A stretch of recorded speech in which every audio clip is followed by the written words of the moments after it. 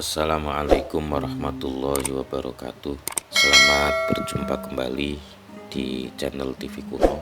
Alhamdulillah, sekarang kami sampai di makam Sunan Kalijaga. Tapi kita tidak langsung ke makam, kita istirahat dulu, makan-makan dulu. Setelah semua selesai, kita baru menuju ke makam Sunan Kalijaga. Sunan Kalijaga adalah salah seorang dari Wali Songo.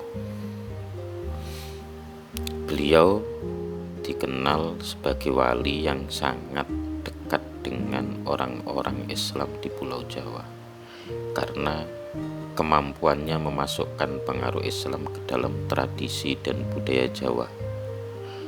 Makamnya berada di Kadilangu, Kabupaten Demak.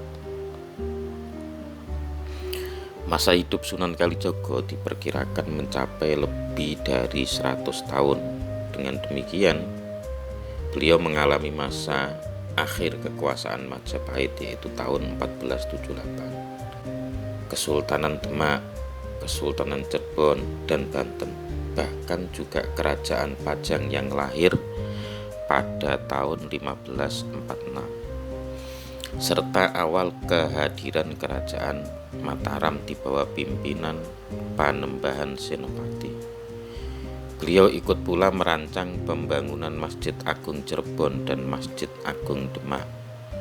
Tiang tatal, pecahan kayu maksudnya, yang merupakan salah satu dari tiang utama masjid adalah kreasi Sunan Kalijaga.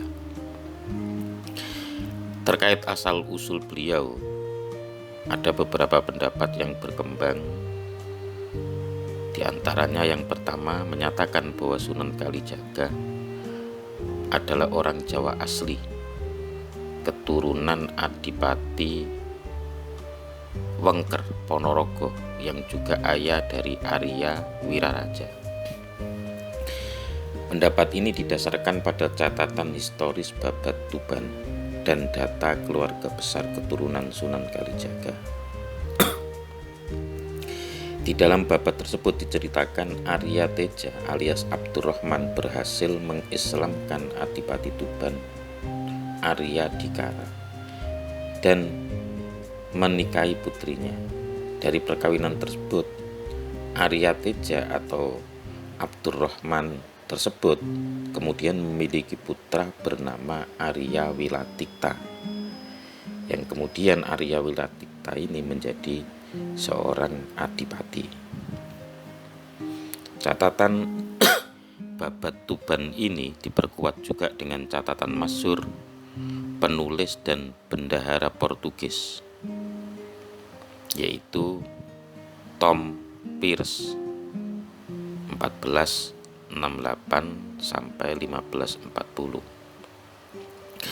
Menurut catatan Tom Pearce, penguasa Tuban pada tahun 1400 Masehi adalah cucu dari penguasa Islam pertama di Tuban, yakni Arya Wilatikta.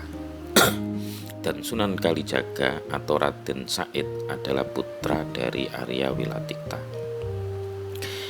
Adapun pendapat yang kedua adalah bahwa Sunan Kalijaga adalah keturunan Arab.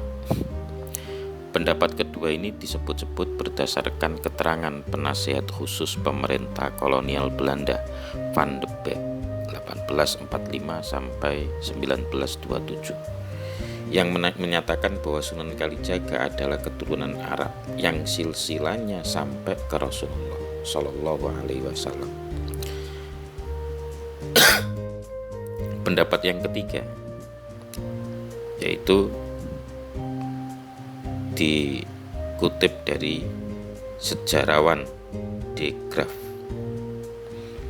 Ia menilai bahwa Arya Teja I yaitu Abdurrahman memiliki silsilah dengan Ibnu Abbas, sepupu Kanjeng Nabi Shallallahu Alaihi Wasallam.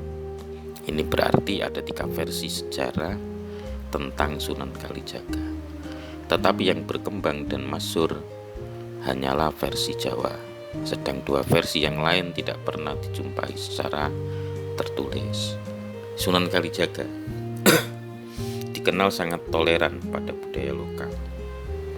Ia berpendapat bahwa masyarakat akan menjauh jika diserang pendiriannya, maka mereka harus didekati secara bertahap, mengikuti sambil mempengaruhi. Sunan Kalijaga berkeyakinan jika Islam sudah dipahami dengan sendirinya, kebiasaan lama yang menyimpang akan hilang.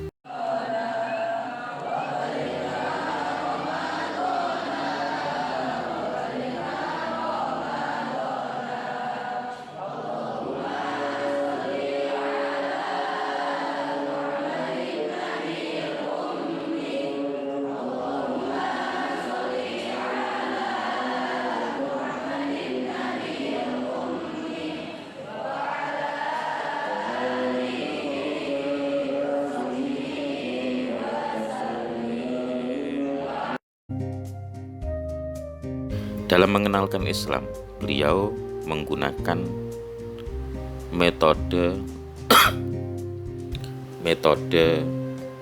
yang sangat unik, yaitu lewat seni ukir, wayang, gamelan, serta seni suara suluk. Suluk ciptaannya yang populer adalah seperti lir-ilir dan gundul-gundul pacul.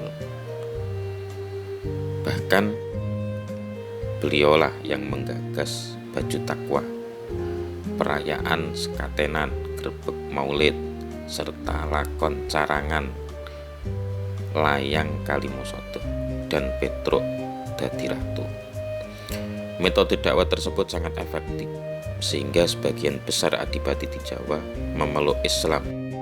Di antaranya adalah Adipati Pandanaran, Kartasura, Kebumen, Banyumas, serta Pajang. Itulah sekilas tentang Sunan Kalijaga.